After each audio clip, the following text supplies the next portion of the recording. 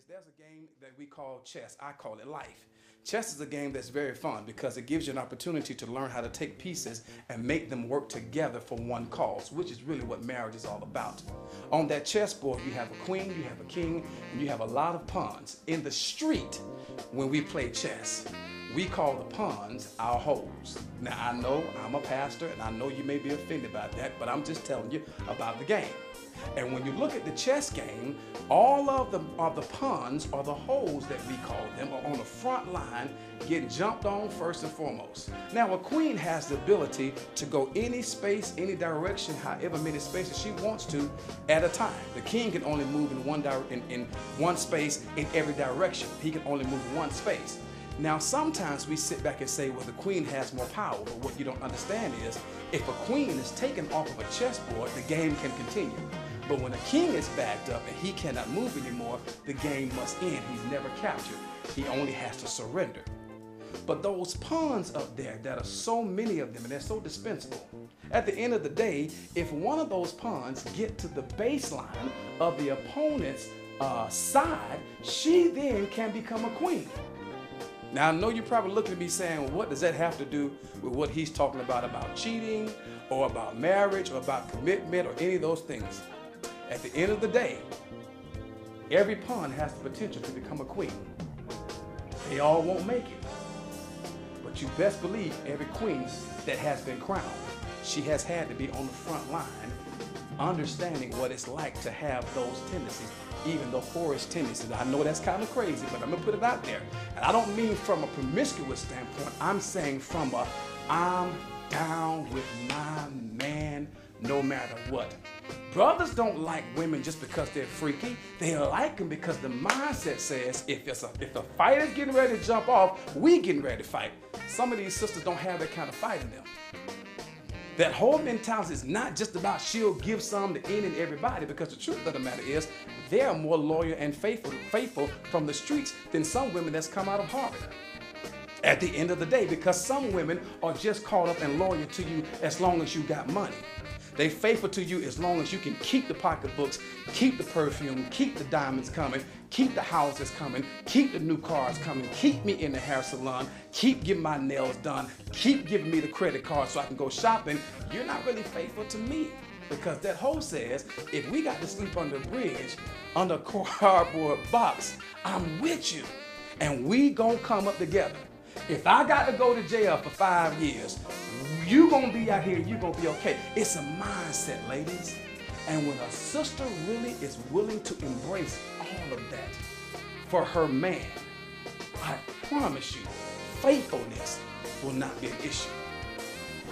Question is, at the end of the day, can you handle being all of that for your man so that he won't have to cheat? Please, ladies, don't say, I'm not going to do this, I won't do this, you can go get it somewhere else, I don't care. Those are the wrong things to say. If he says, baby, I want it 3 o'clock in the morning, what you going to say? You tired, you sleepy, you don't feel good, what you going to say? If you don't have a friendship, if you don't have, complete open communication, then you're kind of destined for failure. Okay. What makes a relationship last, in my opinion, is open communication. You have to be able to tell your husband everything, from, I have a friend who, made a pass at me today. Okay. I'm gonna let you know that this is what happened. Not to hide things, because when you start hiding things, they compile and it just falls apart. You have to be open about everything, and going even into sexual. If you're not satisfied, as women, we have, a knack for faking it. Like, you can't do that with your husband. Like, that's if he's gonna be with you for life, you need to let him know. Exactly. Exactly. You need to let him know, this is what I like, and and the same thing from a man, because a man has to feel that he can go to his woman and ask her to do anything, so he's not tempted to go to the next person. So if your man wants you to stand on top of your head and play the tambourine with your toes, he needs to be open and tell you that. And as his woman, we have to respect one another, and we don't respect one another the way we should. And I'm not trying to change the subject, but I'm going to go to the cheating aspect. where our men are cheating on us, and we're allowing it because we're accepting the fact that they can do this. If a man comes to me and he's married and he wants me to date him, then I should respect his wife and not date him. I should respect other black women.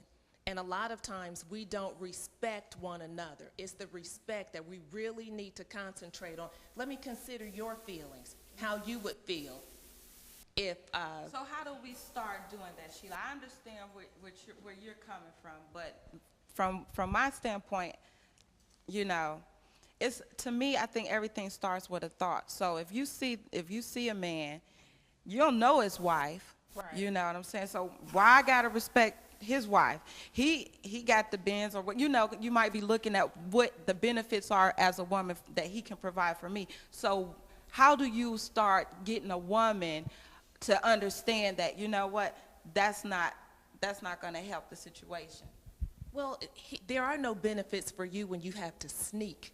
And you don't have to know someone to respect them. You should want to treat people the way that you want to be respected.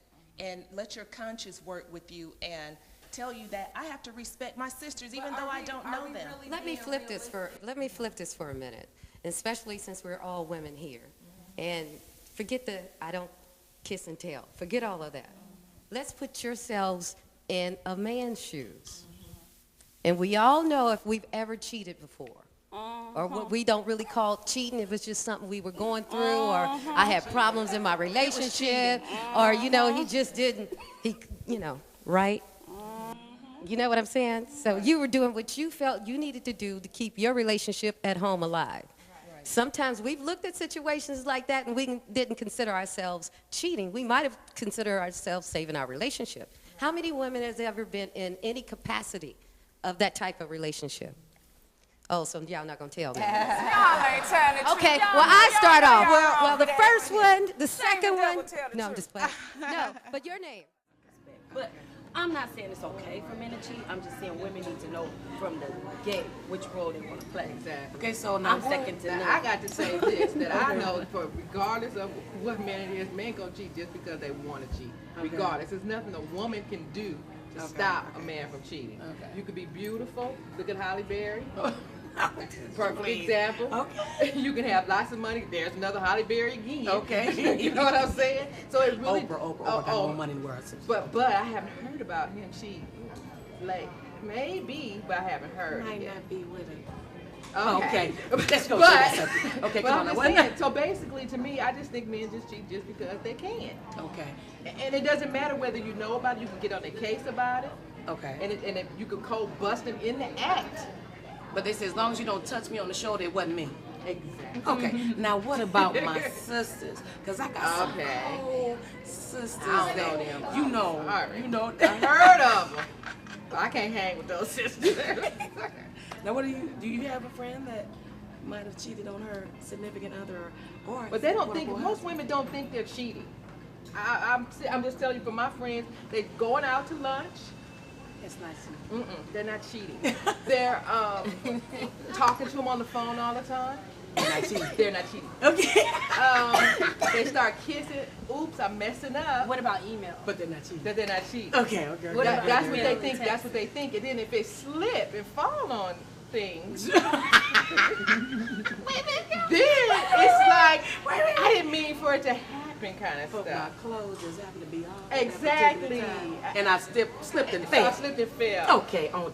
That's what my girlfriends I've heard tell me that. So I'm like, you a fool.